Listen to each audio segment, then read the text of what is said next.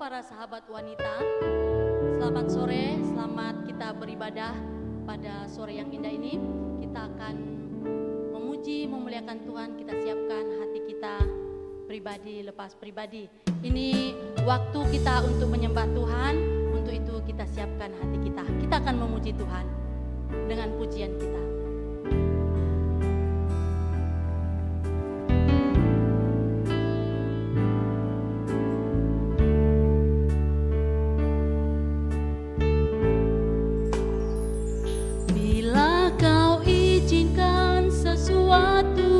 Terjadi,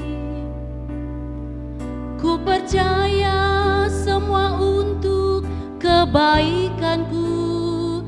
Bila nanti telah tiba waktumu, ku percaya kuasa-Mu memulihkan hidupku. Bila Kau izinkan sesuatu terjadi, ku percaya semua untuk kebaikanku. Bila nanti telah tiba waktumu, ku percaya kuasa-Mu memulihkan hidupku.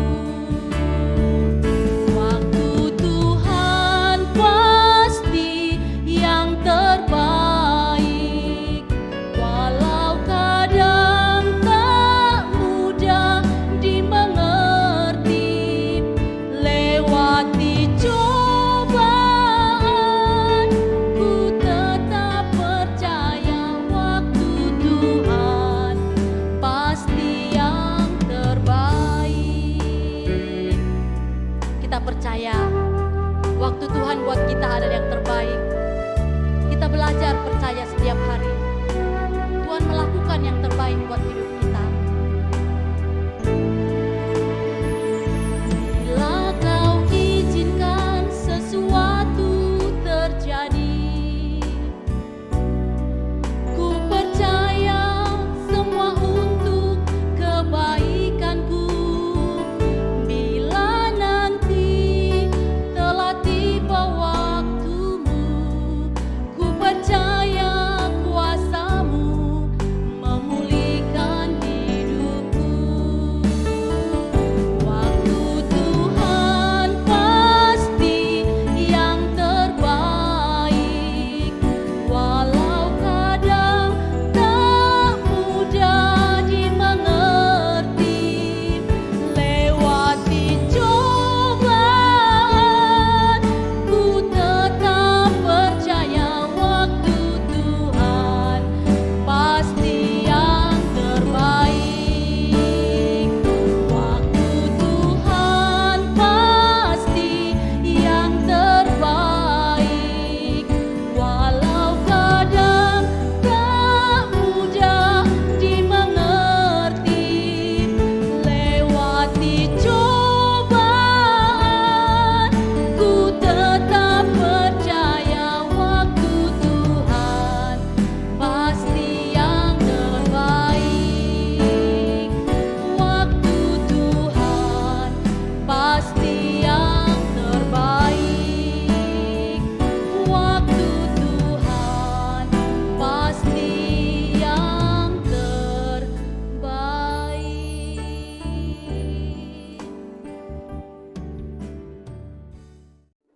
Terima kasih Tuhan buat waktu yang indah yang Tuhan berikan pada kami kaum wanita, sahabat wanita pada sore menjelang malam hari ini Tuhan. Waktu-Mu sungguh luar biasa dalam hidup kami Tuhan, tidak ada yang kebetulan, tetapi semuanya waktu yang terbaik yang Tuhan berikan. Terlebih pada saat ini Tuhan, di mana kami akan memuji menyembah Engkau, memuliakan nama-Mu dengan pujian kami Bapa, dan juga mendengarkan kebenaran firman-Mu yang Tuhan bisa membebaskan kami, bisa Tuhan memberi Tuhan pelajaran bagi kami, bagaimana kami Tuhan dapat lebih lagi melayani di hadapan-Mu. Terima kasih Bapa, inilah ibadah kami ini kami serahkan bagi-Mu, jadilah kehendak-Mu Bapa. Hanya di dalam nama Yesus kami berdoa dan memulai ibadah kami. Haleluya, amin. Kita masih memuji Tuhan.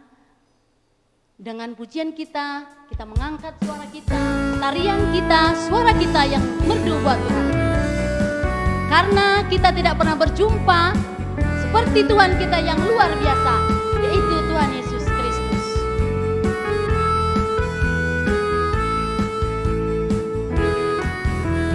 Tiada pernah ku jumpa pribadi seperti Dia yang mengasihi aku dengan kasih sempurna. Kini hatiku telah menjadi jatuh cinta, jatuh cinta, jatuh cinta padanya. Katakan sekali lagi, tiada pernah ku jumpa pribadi seperti Dia yang mengasihi daku dengan kasih sempurna. Kini hatiku telah jatuh cinta, jatuh cinta, jatuh cinta padanya. Dia mati gantikan diriku. Dia Tuhan juru selamatku. Dia penolong dalam hidupku.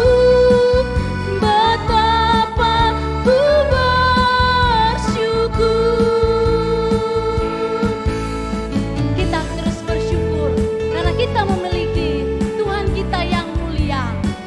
Karena perjumpaan yang sungguh luar biasa saat kita berjumpa dengan Tuhan, sehingga kita bisa bersorak-sorai kaum wanita Tuhan.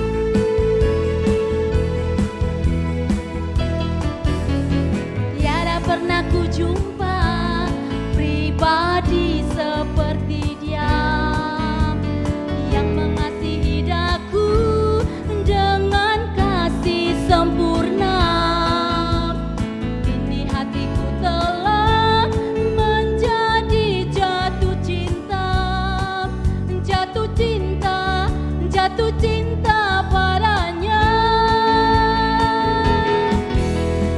Dia mati gantikan diriku. Dia Tuhan juru selamatku. Dia penolong dalam hidupku. Betapa ku bersyukur. Katakan sekali lagi.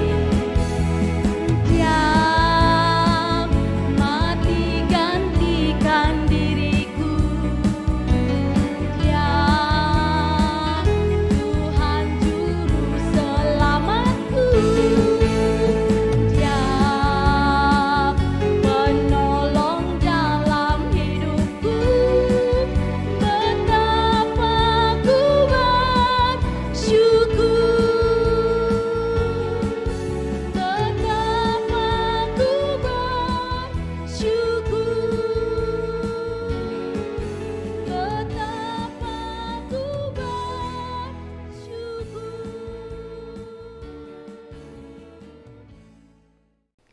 Sebagai ucapan syukur kita kepada Tuhan, kita wajib menyenangkan hati Tuhan.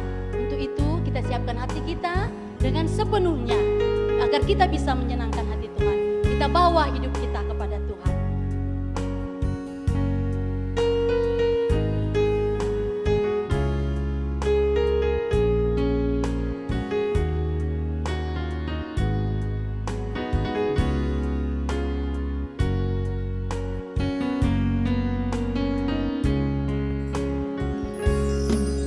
Lebih dari segalanya, dalam segala perkara, selalu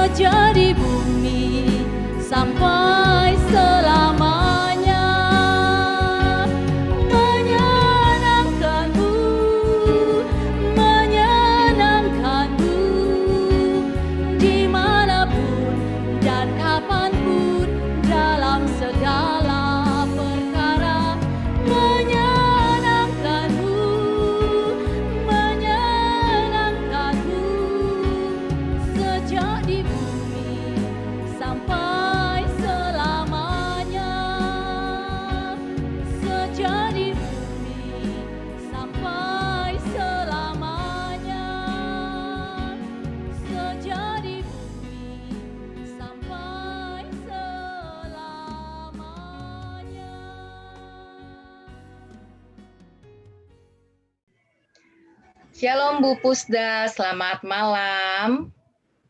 Malam Bu, selamat malam juga semuanya.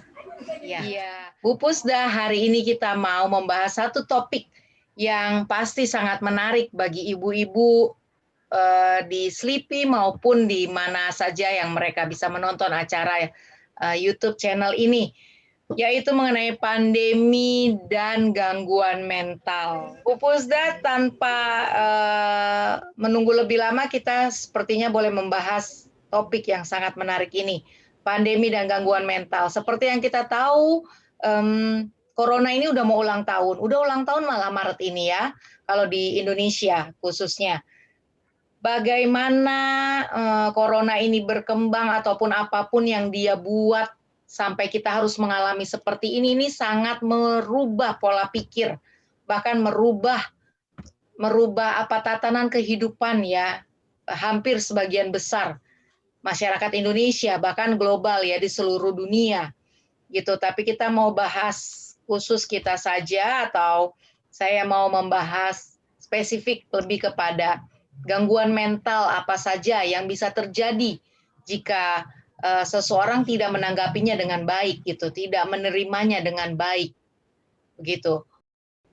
Baik sahabat wanita, malam ini kita akan membahas tentang mental health during pandemic, khususnya untuk ibu-ibu nih, karena pasti tidak mudah ya berperan sebagai seorang ibu dalam kondisi yang tidak ada corona sekali. Itu sudah sangat banyak beban dalam kehidupan kita sebagai wanita. Kita kalau orang-orang bilang begini, kebanyakan ibu-ibu bilang begini, kalau wanita itu bisa jadi bapak loh, bisa jadi orang tua laki-laki juga sekaligus begitu ya. Sehingga sepertinya banyak sekali peran yang dimainkan di dalam kehidupan kita sebagai wanita.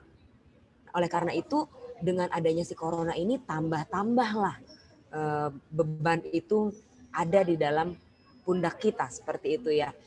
Tanpa berlama-lama saya akan kita akan membahas dari before pandemic.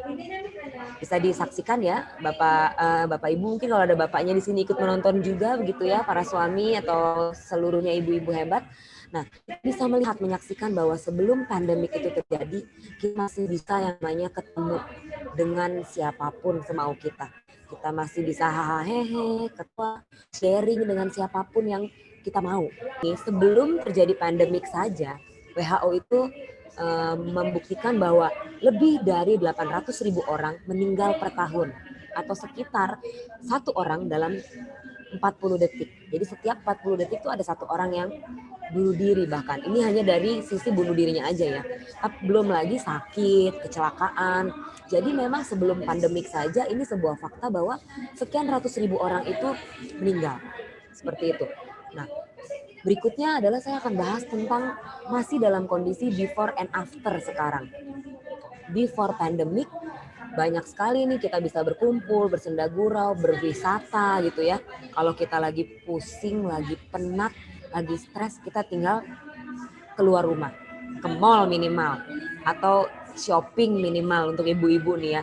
Atau kalau kita punya uang yang agak lebih, kita bisa jalan-jalan ke luar negeri, bisa menikmati apa yang kita miliki, seperti itu ya. Namun yang terjadi setelah terjadinya pandemik, ibu-ibu bisa lihat, sahabat wanita bisa melihat di sini bahwa kosong, semua dibatasi gitu ya. Bahkan ke tempat-tempat wisata yang memang bersejarah, kuil sekalipun itu juga dibatasi, tempat-tempat yang wisata lainnya juga dibatasi, seperti itu. Betapa memang pandemik ini merubah segala sesuatu. Berikutnya, hal yang berubah lainnya, kita harus bekerja dan sekolah dari rumah. Tidak dilakukan, sebelum pandemik aja sekolah, anak-anak sekolah di luar rumah, maksudnya sekolah di sekolah beneran aja dan pulang membawa PR aja, itu sudah menyita pikiran kita sebagai ibu gitu ya, untuk sahabat wanita yang memiliki anak yang masih bersekolah. Kemudian ini sekarang gara-gara pandemik harus bekerja dan sekolah dari rumah. Bahkan bisa kita sebagai wanita, sebagai ibu bahkan bisa sambil kerja sambil bantu anak bikin pekerjaan sekolahnya. Betapa ini betul-betul menyita pikiran kita, menguras tenaga, dan yang terlebih lagi adalah mempengaruhi psikologis kita. Berikutnya lagi, biasanya sebelum pandemik kita bisa tadi ya rangkul-rangkulan, bertemu sana-sini dengan teman, dengan kerabat, dengan saudara. Tapi gara-gara pandemik kita harus social distancing. Biasanya mungkin sahabat wanita di sini ada kumpul-kumpul arisan misalnya. Atau kumpul-kumpul waktu kemarin Natalan dan Imlek dengan keluarga, sekarang harus dibatasi. Jadi secara virtual dan lain sebagainya. Perubahan-perubahan ini yang betul-betul bisa mempengaruhi kesehatan mental kita sebagai manusia. Berikutnya lagi, yang tadinya tidak biasa menggunakan perlengkapan yang namanya masker, sanitizer, ini menjadi habit baru karena adanya pandemik. Dan pastinya ini juga sangat menyita tenaga dan pikiran kita saat beradaptasi untuk menjadikan ini sebagai habit atau kebiasaan. Tidak bisa kita pungkiri juga karena pandemik, kita harus stay at home. Ini yang membuat kita semakin stres gitu ya.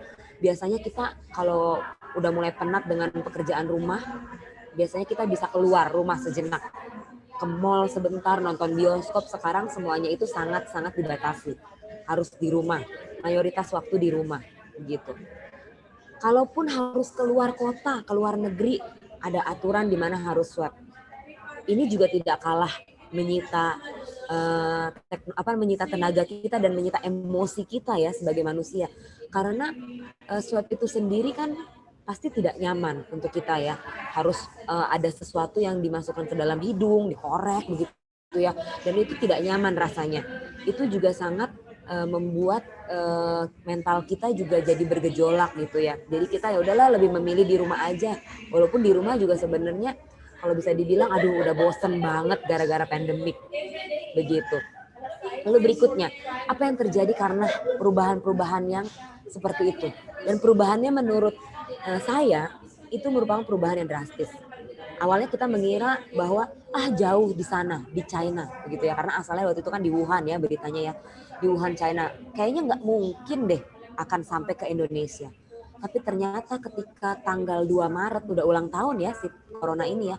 2 Maret yang lalu dia berulang tahun dan 2 Maret di tahun 2020 dia hadir ke Indonesia. Perubahannya begitu drastis dalam kehidupan kita sebagai manusia, sebagai warga negara. Sebagai warga negara yang biasanya kemana-mana bebas. Ini membuat suatu gejolak mental yaitu frustasi. Di mana perubahan-perubahan yang tadi sudah disebutkan itu harus terjadi secara mendadak dalam kehidupan kita. Semuanya seperti 180 derajat terbalik gitu. Yang tadinya sekolah, bekerja di luar rumah. Sekarang semuanya harus kembali ke rumah.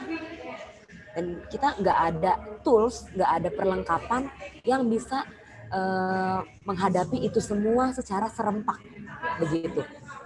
Jadi muncullah yang namanya keadaan frustasi ini. Di mana kita ada dalam kondisi yang berat, hard condition when know the changes. Jadi kita merasa bahwa aduh kok sulit sekali, berat sekali perubahan ini harus terjadi gitu ya. Bahkan kita masih berharap bahwa ini sebuah mimpi yang harusnya nggak pernah terjadi. Lalu kemudian kenapa kita bisa jadi frustasi? Karena di tengah kondisi yang berat ini, perubahannya harus kita hadapi. Kita membutuhkan waktu, membutuhkan fokus untuk kita bisa mengarrange kembali hal-hal apa yang memang harus diadaptasikan ulang gitu ya. Misalnya aduh anak-anak sekolah dari rumah. Apa aja nih yang mesti diatur, jadwalnya bagaimana misalnya. Yang tadinya kita bekerja di luar, ini harus bekerja berbarengan dengan anak sekolah di rumah. Misalnya seperti itu. Lalu beli sayur mayur untuk ibu-ibu nih khususnya udah nggak bisa lagi ke pasar sedemikian bebasnya. Sudah banyak sekali bermunculan situs-situs online ya untuk pembelian sayur mayur, pembelian perlengkapan rumah dan lain sebagainya. Kita yang tadinya gaptek, nggak bisa teknologi, buta teknologi, mau tidak mau didesak untuk harus bisa demi apa? Supaya kita tidak berkontak langsung dengan yang namanya corona. Jadi kita mesti berpikir lagi ulang, mengarrange ulang. Tujuannya apa? Kita untuk bisa memulai adaptasi yang baru dan memanage segala sesuatunya. Ini pekerjaan yang tidak mudah sebagai manusia yang ada di tengah-tengah pandemik ini. Apalagi ditambah peran kita sebagai wanita. itu kayaknya nggak cuma double ya, triple, bahkan berkali-kali lipat ganda. Bukan berarti kita mengecilkan bapak-bapak nih. Bapak-bapak juga sama frustasinya. Cuman mungkin bedanya bapak-bapak pakai logik gitu ya. Kalau yang mungkin sulit untuk dikerjakan mungkin akan diabaikan dulu gitu ya. Beda dengan halnya kita sebagai perempuan yang bermain di sini juga pakai perasaan gitu. Kalau ini nggak bisa dilakukan, sulit beradaptasi, pasti perasaannya yang bermain. Makanya kenapa lebih frustasi gitu ya, lebih stressful, lebih kalau bisa dikatakan sebagai orang awam itu gila banget deh ini situasi gitu ya. Bahkan tidak sedikit wanita-wanita di luar sana dan mungkin kita sendiri mengalami, bahkan saya pun di awal-awal juga mengalami yang namanya denial. Denial itu artinya penyangkalan. Menyangkal bahwa ini corona, kenapa sih mesti ada? Ini mulai menyalahkan warga Wuhan saat itu ya, yang sampai bisa membawa virus ini jadi menyebar. Karena dulu waktu pertama kali kan beritanya karena warga di sana yang jorok lah, makan makanan yang tidak matang lah, terus berkaitan dengan kelelawar lah, segala macam disalah-salahin. Menyangkal bahwa ini mestinya nggak ada gitu, mestinya nggak perlu sampai ke Indonesia gitu ya. Karena memang dianggapnya bahwa Indonesia kebal sama yang namanya virus. Bahkan kita makan jorok aja biasanya tetap sehat walafiat gitu ya. Tapi mau nggak mau ini udah terjadi dan nggak bisa dipungkiri. Namun yang perlu kita bantu sekarang diri kita adalah tetap sehat mental di tengah pandemik yang nggak tahu kapan akan berakhir. Nah, ini yang bisa terjadi nih, sahabat wanita. Kalau kita terus-terusan ada di kondisi yang seperti tadi, terus menerima kondisi-kondisi yang menyebalkan ini menjadi bagian dalam hidup kita dan kita tidak berusaha untuk memanage diri kita untuk jadi lebih baik. Jadi tidak bisa saya pungkiri bahwa dalam kehidupan kita sebagai manusia yang namanya masalah itu tetap ada. Nggak usah karena pandemik ini doang ya. Di luar itu juga banyak hal-hal yang membuat kita jadi stressful. Masalah mungkin akibat corona juga tiba-tiba pekerjaan kita jadi bermasalah, yaitu kita di-cut gitu ya. Banyak sekali nih sahabat wanita, rekan-rekan kerja saya yang juga kena yang namanya PHK atau pemutus kerjaan karena efek dari corona ini. Semuanya kan awal-awal itu kan ekonominya jadi non-aktif begitu ya, sehingga jadinya banyak sekali yang di-cut, di PHK dari pekerjaannya. Di luar pandemik juga masih banyak masalah-masalah lain yang menghampiri kehidupan kita. Namun kalau kita terus-terusan berkutat di dalam masalah, ini kita akan muncul yang namanya gangguan mental, yaitu gangguan kecemasan. Bahkan bisa berkembang juga ada gangguan lain yaitu OCD, Obsessive Compulsive Disorder. Apa itu? Yaitu suatu kondisi di mana kita maunya tuh sepertinya ada di dalam tracknya kita. Kita nggak mau itu ada di luar tracknya kita. Yang ada jadinya gini, kalau obsesif itu salah satu contoh ya. Kalau OCD atau kita kalau orang-orang psikologi tuh nyebutnya tuh obul. Nah, obul itu seperti apa sih? Kita orangnya terlalu resik misalnya gitu ya, terlalu bersih. Terus gara-gara corona, karena semua orang anggota keluarga kita di rumah, kita jadi tahu habit-habit suami kita, habit anak-anak kita yang ternyata tidak sesuai dengan kita. Kalau kita orangnya resik, bersih, ternyata mereka kurang bersih. Yang ada apa? Kita pusing sendiri. Setiap kali mereka kotor dikit, kita nyapuin, kita ngepelin, kita ngelapin. Padahal sebetulnya bisa ditunda. Nanti aja selesai pekerjaan, selesai mereka beraktivitas di bawah, kita baru beresin bawah. Tapi kalau orang-orang yang udah kadung gitu ya, udah kena nih yang namanya obsessive compulsive disorder, mereka bisa kotor dikit langsung dilap, kotor dikit langsung dipel. Yang ada apa? Kita stres sendiri gitu, capek. Bahkan OCD ini sendiri memang muncul dari yang namanya gangguan kecemasan yang berkembang terlalu berlebihan.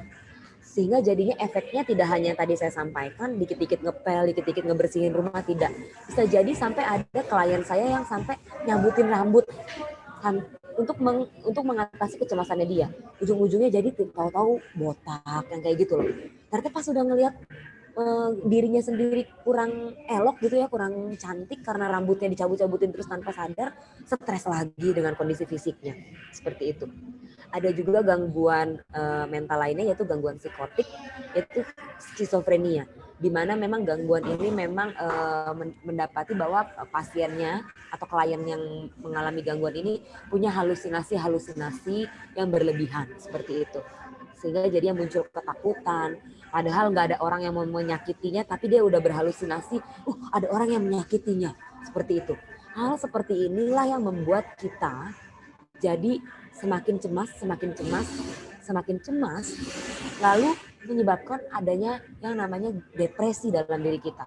Satu lagi yang saya hampir lupa sampaikan yaitu trauma. Karena masalah-masalah kita yang terdahulu menyebabkan ada trauma yang muncul dalam hidup kita. Aduh, takut keluar rumah, takut ketemu si A, nanti saya diapa-apain. Padahal belum tentu kejadian itu bisa menimpa kita. Atau gangguan-gangguan kecemasan atau traumatik ini bisa muncul karena keseringan kita membaca berita-berita hoax. Berita-berita yang tidak seharusnya kita dengarkan. Jadi memunculkan kecemasan yang berlebihan. Seperti itu. Oleh karena itu penting buat kita untuk menyaring berita-berita mana yang memang wajib kita dengar dan wajib kita kurangi. Seperti itu. Untuk menghindari apa? Nah ini depresi ini. Kalau sudah depresi, ini sudah ngeri, sahabat wanita. Seperti itu ya. Tidak pandemik aja sudah banyak yang namanya masalah dalam hidup kita ya. Nggak mungkin lah kita yang namanya manusia tidak punya masalah sama sekali, itu tidak mungkin. Seperti itu. Katanya kalau ada dulu saya pernah dengar penyampaian firman Tuhan yang kurang tepat ya. Kalau di dalam Tuhan segala masalah pasti selesai. Tunggu dulu. Kacamatanya dilihat dari apa dulu, begitu ya. Masalah tetap ada, tidak peduli. Masalah itu tidak melihat kita agama apa, kita suku apa, kita rasnya apa, tidak. Masalah itu tetap ada, hampir menghampiri kita setiap hari. Namun yang kita perlu perhatikan bagaimana kondisi mental kita tetap sehat atau tidak menghadapi masalah-masalah itu. Seperti itu sebenarnya pilihan hidup kita. Termasuk dalam menghadapi pandemik yang berkepanjangan ini, kita diberikan pilihan nih untuk bagaimana sih sikap kita untuk menghadapi pandemik ini. Saya lanjutkan ya sahabat wanita ya. Nah ini dia. Ini adalah yang dinamakan change commitment curve atau kurva perubahan komitmen kita. Waktu pertama kali kita mendengar yang namanya corona itu akan masuk ke Indonesia, atau sebelum masuk ke Indonesia deh, masih jauh di luar negeri sana di Wuhan, kita nih ada di masa-masa pertama nih, denial. Nggak mungkin lah corona sampai di sini. Nggak mungkin. Masuklah ke Indonesia dia. Denial masih ada nih, shock. Nggak mungkin, kayaknya itu masih jauh dari saya. Itu ada di daerah mana waktu itu pertama kali lah, gitu ya. Nggak mungkin lah kena ke saya. Ketakutan, masih menyangkali. Sampai akhirnya turun nih ke resisten. Yang muncul adalah anger, marah. Kok bisa sih? Gimana sih marah-marahin? Cari orang yang bisa, atau cari oknum, atau cari sesuatu yang bisa dilampiaskan. Gimana sih pemerintah kita misalnya? Kok nggak bisa menjaga negaranya supaya itu keblok, jangan masuk dong gitu ya. Sampai akhirnya kita memang mengalami yang namanya depresi. Dan ini wajar dialami ketika kita ada masalah. Jadi memang tidak hanya during pandemic aja ya. Kurva ini memang saat kita ada masalah yang menghampiri kita, kurva ini seperti ini sama sahabat wanita gitu ya. Tapi karena malam ini kita berbicara tentang pandemik, ini yang juga dihadapi. Denial makin ke bawah, bukan makin benar, malah makin kesel gitu ya. Gak kelar-kelar soalnya pandemik ya, depresi. Namun pilihannya ada di dalam diri kita. Kita mau resisten terus, mau ada di dalam resistensi terus, atau kita mau naik nih ke eksplorasi. Tapi saya rasa sahabat wanita kebanyakan dari kita manusia gitu ya. Saya juga bertanya-tanya sama orang-orang di sekitar dan coba mengobservasi juga teman-teman, mengobservasi berita-berita yang muncul gitu ya. Ternyata banyak sekali dari warga negara kita yang udah mulai meninggalkan resistensi ini nih. Udah mulai bukan bersahabat sih, sudah mulai berdamai dengan dirinya. Udah mulai eksplorasi nih. Eksplorasinya apa? Udah menerima. Ya udah, corona mau diapain lagi? Jadinya apa yang terlihat sekarang? Sudah mulai eksplorasi. Eksplorasinya dari segi apa, sahabat wanita? Kita mulai bisa refleksi ke dalam diri kita nih. Oh ternyata selama corona ini ada, Emang sih saya kesel gitu ya awal-awal, tapi sekarang buktinya saya udah mulai menikmati nih working from home misalnya. Sudah mulai menikmati bahwa anak-anak bersekolah di rumah membuat waktu bersama anak-anak lebih banyak misalnya. Lebih bisa tahu perkembangannya mereka. Lalu kemudian sudah mulai banyak di antara kita sahabat wanita yang eksplorasi kreativitas memasak misalnya. Nah ini salah satunya nih. Saya juga boleh sharing sedikit ya, saya nggak bisa masak, sahabat wanita, jujur aja. Ya Indomie bisa lah ya, terus masak nasi bisa, kemudian masak air bisa, mendidihkan air bisa, masak telur rebus bisa. Namun karena gara-gara corona, saya salah satunya yang mulai mencoba-coba eksplorasi memasak, walaupun masak-masakannya sederhana. Nah, pasti sahabat wanita juga sama. Kalau diperhatikan di televisi, di berita-berita ya, atau di Instagram, di sosial media, banyak sekali wanita-wanita atau juga bapak-bapak yang lain atau anak-anak muda yang sudah mulai eksplorasi dengan cara membuat masakan-masakan, kerajinan tangan. Nah, ini membuktikan bahwa kalau kita memiliki mental yang mulai bisa beradaptasi, ini udah mulai sehat nih, udah mulai ada eksplorasinya, udah mulai menerima dan memahami bahwa kondisi ini nggak akan mudah berubah, tapi udah mulai menunjukkan ada hal-hal yang bisa kita kerjakan. Kreativitasnya sudah mulai muncul. Nah, seperti ini. Akhirnya udah mulai membuat komitmen dalam diri kita, udah mulai move on. Ya udah menjadikan masker itu sebagai suatu habit. Nah, ini juga sudah eksplorasi dan udah komit. Ya udah, toh nggak bisa berubah keadaan, kita yang berubah dan mulai menerima. Kalau sahabat wanita sudah sampai di komitmen artinya sudah berdamai ya dengan kondisi sekarang. Artinya adalah berarti mindsetnya sahabat wanita sudah berubah, mentalnya sudah dalam kondisi yang tidak perlu merasa bahwa lu nggak sehat nih kayaknya, enggak. Jadi kalau kurvanya sudah seperti ini, ini artinya mental health kita masih bisa dikatakan cukup sehat, begitu ya. Karena masalah yang kita hadapi, pandemik yang kita hadapi, membuat kurva seperti ini, jadinya mindset kita berubah. Mindset kita berubah apa? Kita bisa melihat hal-hal positif dari masalah yang sedang kita hadapi.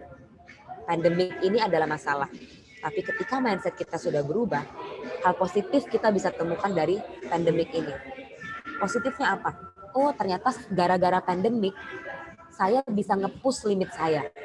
Tadinya saya nggak sadar kalau saya bisa masak. Ternyata gara-gara corona di rumah aja, saya ternyata bisa masak loh, gitu ya. Gara-gara corona di rumah aja, ternyata saya bisa mendampingi anak saya belajar, dan saya bisa sesabar itu ternyata mendampingi anak saya belajar. Kalau sebelum-sebelumnya kita mendampingin anak kita yang pulang kerja malah ngoceh-ngoceh, marah-marah, ternyata gara-gara corona mengasah emosi kita jadi lebih baik. Dan gara-gara corona juga hal positifnya apa?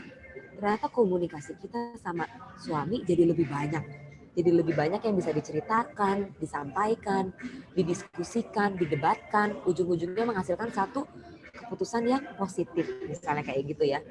Lalu kemudian gara-gara corona dan kita bisa melihat hal positif dari masalah yang kita hadapi, dari corona itu juga, kita bisa menemukan banyak solusi dari masalah-masalah yang kita temukan. Jadi, sahabat wanita, yuk kita sama-sama memiliki regulasi mental yang sehat dengan cara jangan lama-lama nih ada di masa denial, jangan lama-lama juga ada di masa resisten. Mulai yuk cari eksplorasinya apa, mulai menerima, lalu membuat komitmen. Sehingga kita bisa menemukan bahwa mindset kita berubah terhadap masalah yang sedang terjadi. Dan kita bisa lebih plong pikiran untuk cari solusi-solusi yang ada. Begitu ya sahabat wanita ya. Nah, berikutnya, karena corona ini pasti nggak nyaman dengan kehidupan kita ya, karena dengan segala perubahan, kemudian kita juga mesti mempersiapkan anggota keluarga kita, khususnya orang tua kita mungkin yang usianya sudah lanjut, yang pemikirannya juga sudah tidak mudah untuk dibentuk mungkin ya, karena sudah tua, pemikirannya masih sudah mengikuti yang konvensional, yang sudah dulu-dulu gitu, istilah awam kolot lah seperti itu. Ditambah lagi mungkin kita punya anak-anak kecil yang masih kita asuh, ini tidak mudah juga untuk mereka.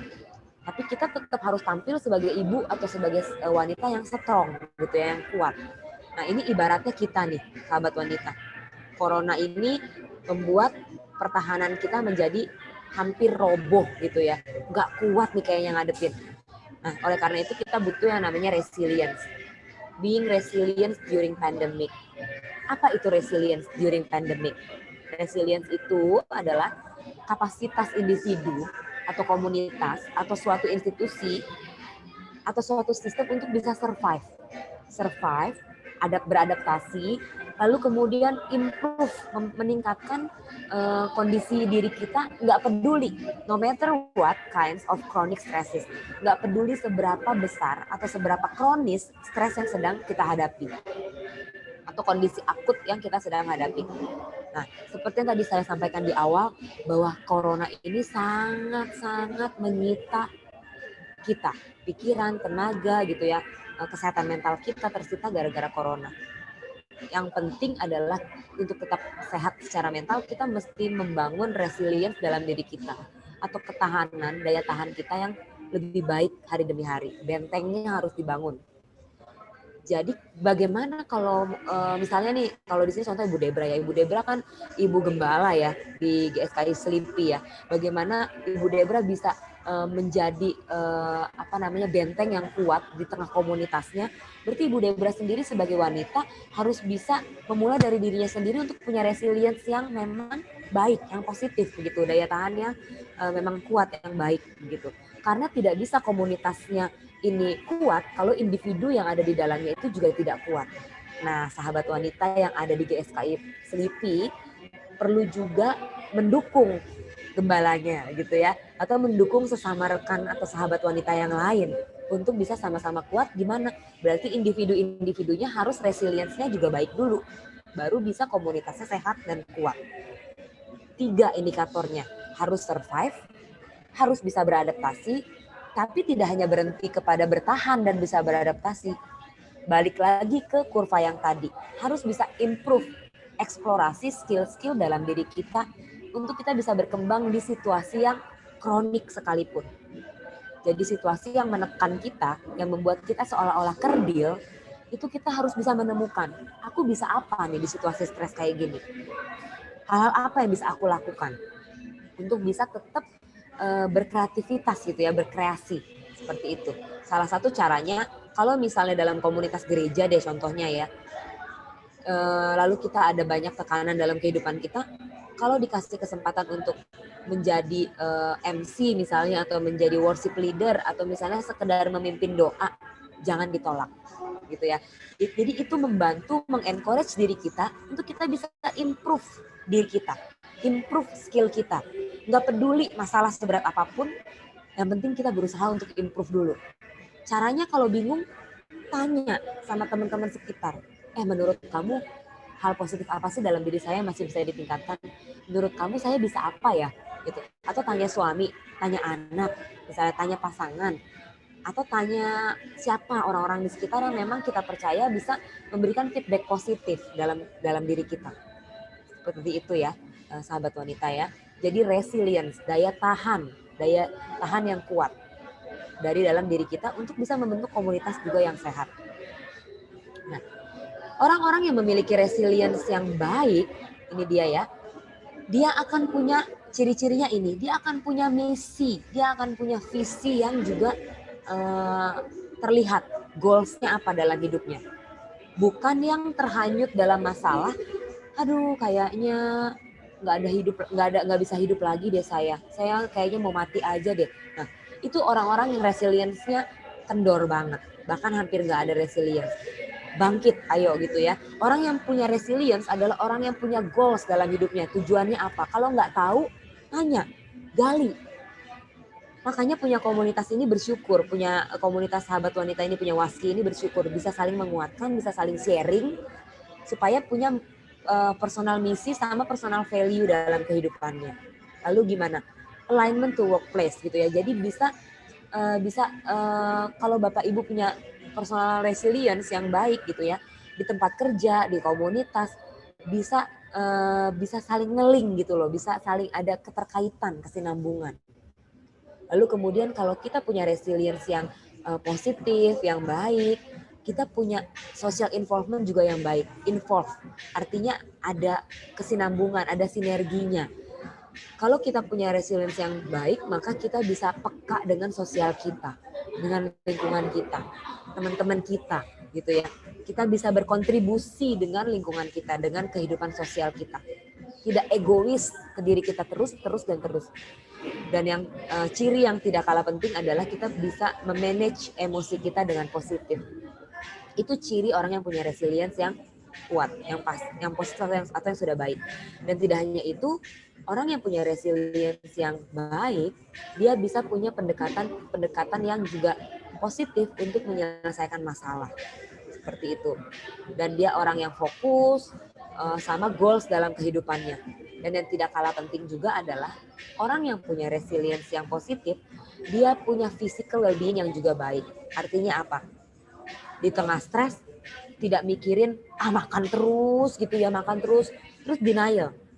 Ya karena stres jadinya makan terus. Nah nggak begitu tuh orang yang punya resilience yang positif. Tidak mencari-cari alasan untuk menutupi kelemahan dirinya gitu ya.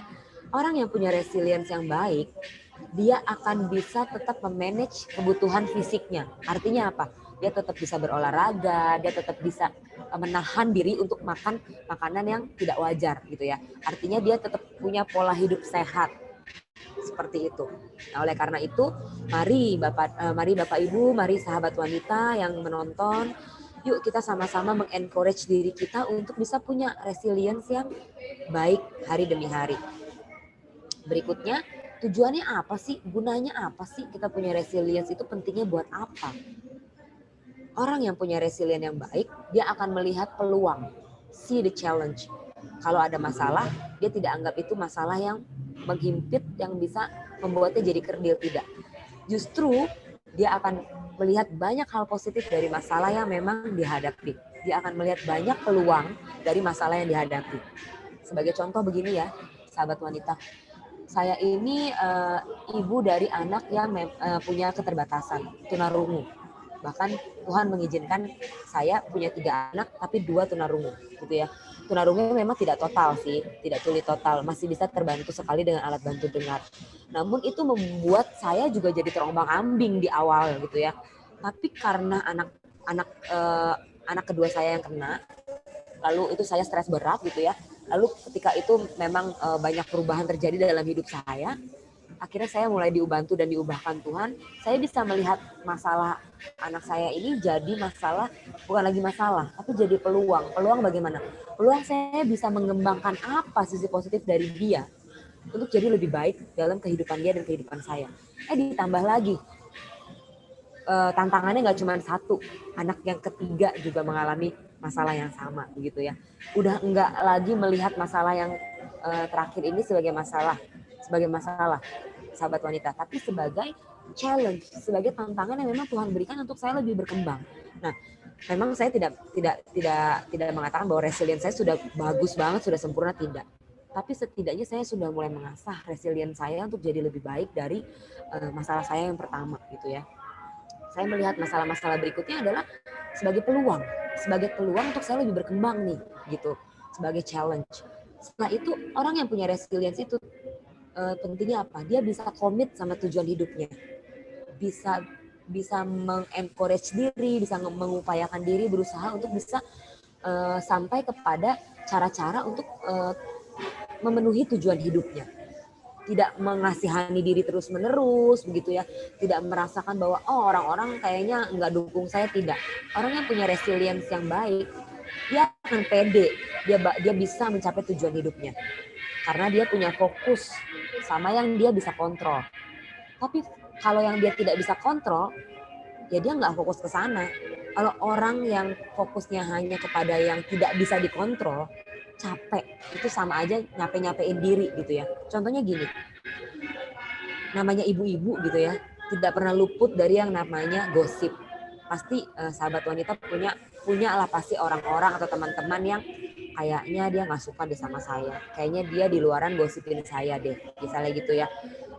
Kalau kita fokusnya sama hal-hal yang di luar itu tuh, yang tadi mikirin pikiran orang, mikirin orang ngomongin kita apa, kita nggak bisa mencapai goals kita.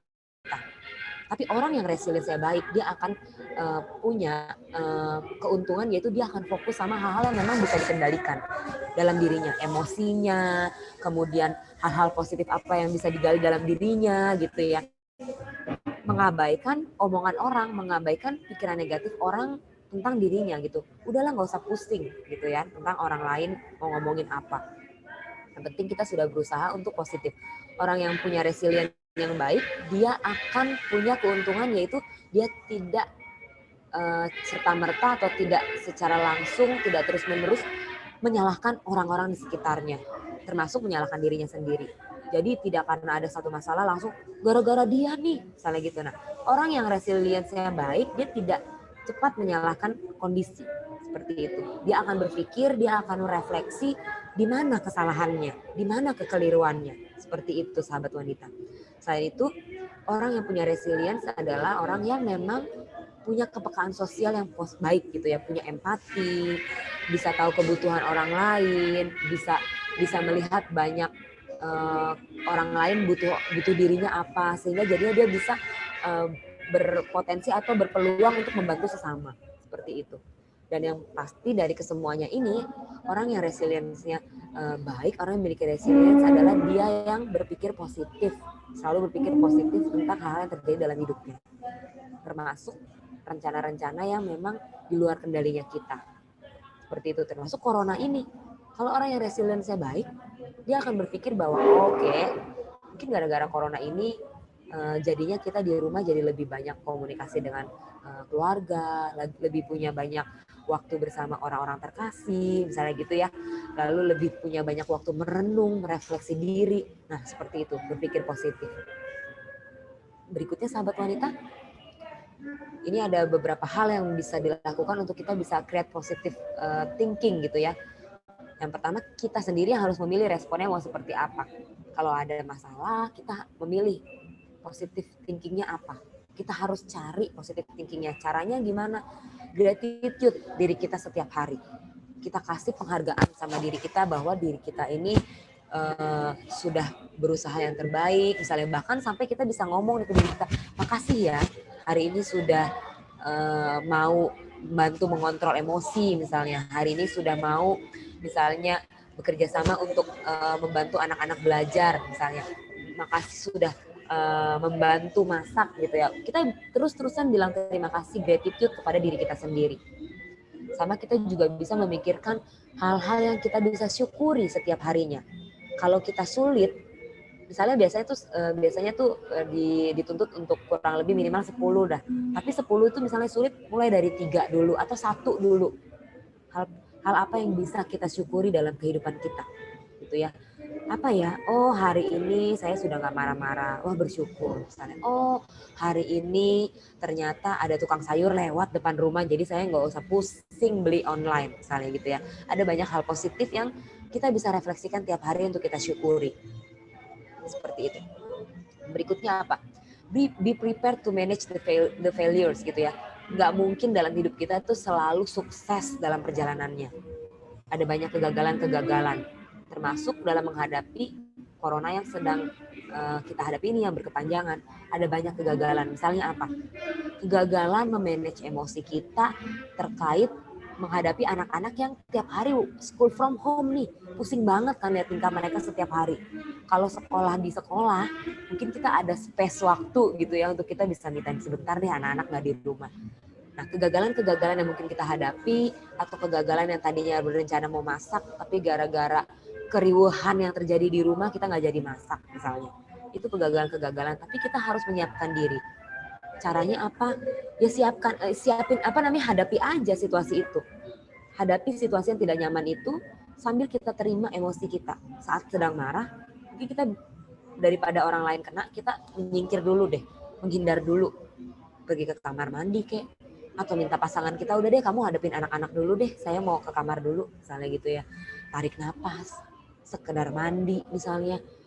Minum minuman yang kita suka misalnya, atau pergi keluar rumah sejenak dengan protokol kesehatan yang baik untuk bisa kita memanage kegagalan itu, memanage emosi kita, dan tidak lupa untuk terima. Oke, saya sedang emosi nih, saya sedang marah nih.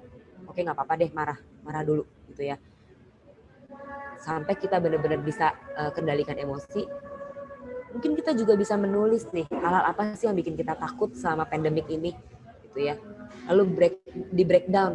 Tapi dari ketakutan-ketakutan kita ada peluang-peluang apa sih yang bisa kita hadapi gitu ya, yang bisa kita temukan.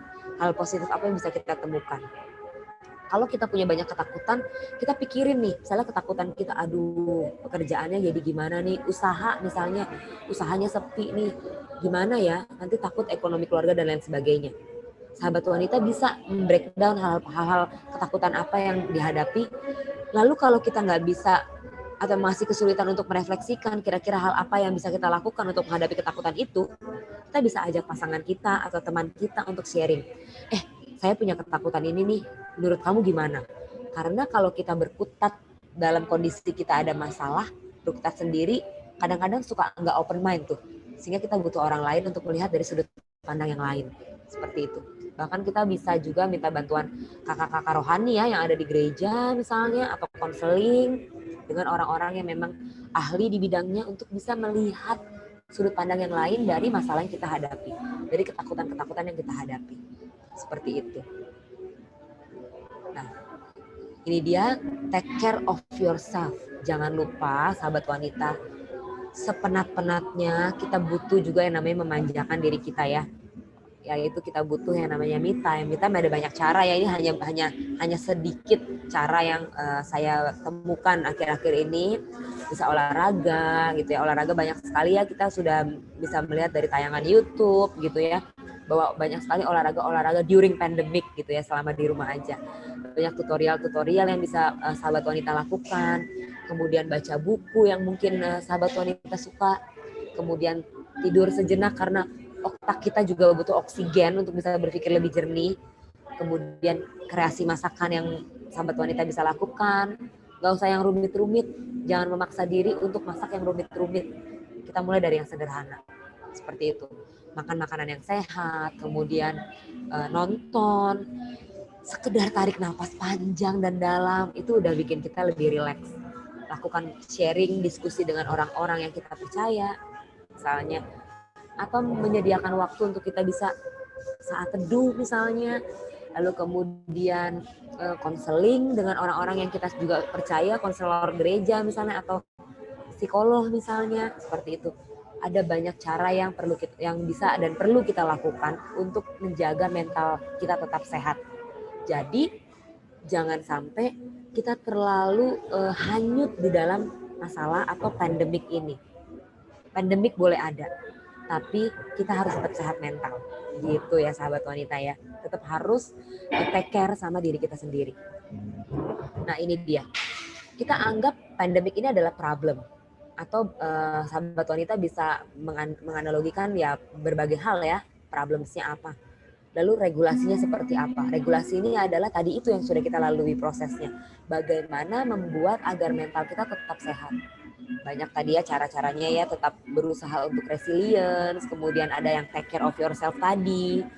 Supaya apa tujuannya? Mentalnya tetap sehat nih. Dan ini semua adalah proses. Kalau gagal ya udah nggak apa-apa gitu. Ulangin lagi. Kita minta bantuan orang kadang-kadang juga nggak apa-apa kok untuk bisa melihat dari sudut pandang yang lain. Yang penting perlu diingat adalah mental health is not a destination but a process. Jadi jangan berpikir bahwa kita harus sehat mental, boleh punya pikiran kayak gitu, tapi yang penting adalah prosesnya. Jangan menjadikan semata-mata kesehatan mental adalah destinasinya saya harus sehat mental. Jadi kayak kita jadinya memforsir diri terlalu berat. Gitu ya. Akui bahwa memang masalah itu ada. Pandemik ini ada. Regulasinya dibantu, diproses dengan cara-cara yang tadi sudah disebutkan. Tetap adalah tujuan akhirnya memang mental health. Tapi yang dirasakan, yang dijalani adalah, yang dinikmati adalah prosesnya. Gitu ya. It's about how you drive. Bagaimana kita bisa mengendarai kehidupan kita, mengendarai mental health kita, supaya kita bisa menghargai proses demi proses. Nah, quote saya malam ini untuk mengakhiri sebelum kita masuk ke sesi tanya jawab, mungkin ada pertanyaan-pertanyaan nanti ya dari Ibu Debra yang mewakili sahabat wanita. When you stop finding and knowing yourself, you stop growing. jangan berkutat pada masalah kita. Lalu kita menyendiri, kita depresi, kita merasa bahwa diri kita tidak berharga. Itu artinya kita sedang stop tuh finding sama knowing ourselves. Dan artinya kita stop growing, stop bertumbuh gitu ya. Tapi kalau ada masalah, terus refleksi, terus lakukan banyak cara yang sudah saya sebutkan tadi. Itu artinya kita sedang mencari, menemukan, sedang mengenali kembali diri kita. Artinya kita terus bertumbuh. Kapan kita stop growing? Ya kalau memang Tuhan sudah izinkan kita selesai di dunia ini gitu ya. Seperti itu. Demikian pemaparan dari saya, Ibu Debra. Ya, thank you Bu Pusda. Wah, ini memberikan kita semua insight ya, maksudnya dalam 1 tahun ini benar-benar kita sudah mengalami denial, terus kita mungkin sudah sampai tahap eksplorasi beberapa dan juga sudah mulai moving on kali ya, sudah biasa. Tetapi boleh nggak Bu Pusda saya bertanya, mental health ini boleh juga nggak kita hubungkan dengan mestinya kita bertahan pakai masker begitu ya, waktu kita pertama-pertama stres, sekarang kita jadi mengabaikan protokol kesehatan, itu berarti kan mental kita apa memang sudah down lagi begitu secara tidak sadar begitu, bisa nggak saya bertanya ke arah sana gitu Bu? Ya betul, karena tadi jadi balik lagi nih ke proses yang ini nih ya. Kalau awalnya kita sudah komitmen, sudah moving on menjadikan maskeran itu sebagai habit, kalau balik lagi mengabaikan berarti sudah masuk lagi ke resisten atau denial nih. Berarti sudah ada kemunduran dari mental health kita. Seperti itu. Ya nggak apa-apa namanya proses gitu ya. Tapi jangan lama-lama. Kita mesti menyadari bahwa ini buat kesehatan kita dan kita ini adalah individu yang menjadi agen-agen perubahan gitu ya. Agen-agen perubahan. Kalau tidak dimulai dari kita, dimulai dari mana? Gitu. Ya, betul. Berarti jadi jangan egois. Jangan egois dengan udahlah nggak pakai masker lah. Tuh orang juga banyak ya di luar sana nggak pakai masker tapi nggak kena corona gitu ya. Jangan. Berarti kita sama aja dengan mereka begitu ya. Jadi jangan egois bahwa nggak pakai masker nggak kena. Hati-hati loh, jangan-jangan kita carrier. Lalu kita menularkan orang-orang di dekat kita malah seperti itu. Iya, berarti kita harus, kalau mental health kita sudah memang sekarang berubah, kita harus mulai lagi melihat apa yang baik, begitu maksudnya ya Bu Pusda ya? Iya, di-maintain seperti itu. Di-maintain, betul. Karena banyak orang mulai alasan ya, timbul di masa corona ini banyak alasan kan, biasa aja, sekarang jadi lebih defense gitu, defense-nya lebih tinggi, nggak butuh kok orang lain, bisa kok kita sendiri, seperti itu. Jadi seperti kita mulai menjauh satu dengan yang lain ya, secara tidak sadar sih sebetulnya Bu Pusda ya. Sudah penuh lagi mal-mal ya? Iya, betul udah penuh lagi, udah saking lama kan mereka. Karena manusia kan tidak mungkin tidak bersosialisasi ya, Bu Pusda. Ya, betul. Nah, itu dia ya memang jadi kebutuhan dasar dari manusia untuk tetap bersosialisasi. Kalau saya secara pribadi sih tidak menekan orang untuk nggak boleh keluar rumah sama sekali, enggak. Jadi manusia punya banyak cara untuk bisa meregulasi masalahnya sendiri sebetulnya, meregulasi kebosanan yang dialami. Namun sebagai warga negara yang bertanggung jawab, dan kebetulan malam ini kalau sahabat wanita menyaksikan tayangan ini ya, ayo yuk kita mulai yuk dari diri kita jadi agen-agen transformasi nih. Minimal dari komunitas yang ada sekarang menonton deh. Nanti mulai nyebarin yang positif-positif gitu ya, dari yang didapat hari ini bahwa nggak apa-apa keluar rumah. Namun perlu ada protokol yang tetap dijalankan gitu. Pakai masker, sanitizer, pulang ke rumah ganti baju dan cuci tangan bersih gitu ya. Supaya apa? Kita jadi pribadi yang bertanggung jawab. Jangan hanya kepada diri kita, tapi karena kita makhluk sosial, yuk belajar bertanggung jawab sama sosial juga, lingkungan, dan juga kepada Tuhan yang memberikan kehidupan. Seperti itu. Setuju Bu Pusda, setuju. Mestinya kita dalam masa begini kita lebih bisa mendekat ke Tuhan, lebih bisa pelayanan ya. Tapi secara tidak sadar kita mulai pendapatan berkurang, mungkin ada yang di PHK, sehingga Betul. kecewa, sehingga down, lalu dengan alasan cari uang, lebih giat dia mulai meninggalkan ibadah-ibadahnya, lalu mulai menjauhkan diri dari teman-temannya. Itu mungkin jangan dilakukan ya Bu ya. Iya betul, karena itu akan kita sama aja kayak lari ya, denial ya, seperti itu balik lagi. Jadi saya rasa ini adalah pandemik ini adalah bukan lagi nasional, bencana nasional ya. Namanya saja sudah pandemik, tapi ini dihadapi oleh seluruh umat, seluruh orang di dunia.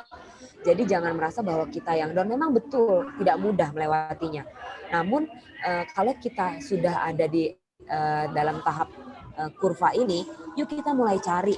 Memang di PHK itu tidak menyenangkan ya, tapi ada banyak cara yang bisa kita lakukan dengan cara coba mencari deh skill kita apa nih yang bisa kita kembangkan gitu ya untuk bisa menghasilkan uang misalnya seperti itu.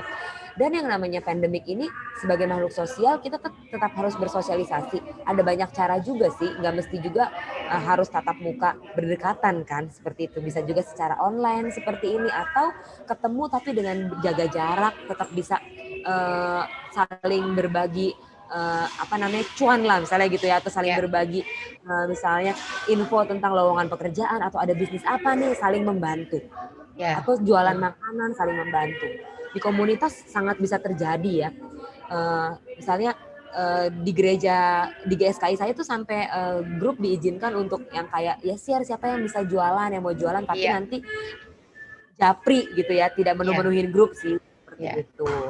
Iya, benar-benar. Terima kasih nih Bu Pusda, waktunya yang tidak mengizinkan kita bicara lebih lama. Mungkin nanti kalau sudah offline kita bisa tatap muka ya Bu ya. Betul, langsung ya, lebih seru ya kayaknya ya. Lebih seru ya. Nanti mungkin kita bisa bahas tentang anak juga ya Bu ya, bisa sharing ya Ibu ya. Nanti kita cari waktu lagi. Sip. Terima kasih Bu Pusda. Terima kasih atas waktunya dan penjelasannya. Sahabat wanita, kebersamaan kita malam hari ini dengan Ibu Pusda sudah berakhir. Kiranya sharing malam hari ini tetap menguatkan dan semakin membangun iman sahabat wanita di mana saja sahabat wanita berada. Oke, mari kita akhiri ibadah malam hari ini. Sampai jumpa di ibadah waski selanjutnya. Shalom.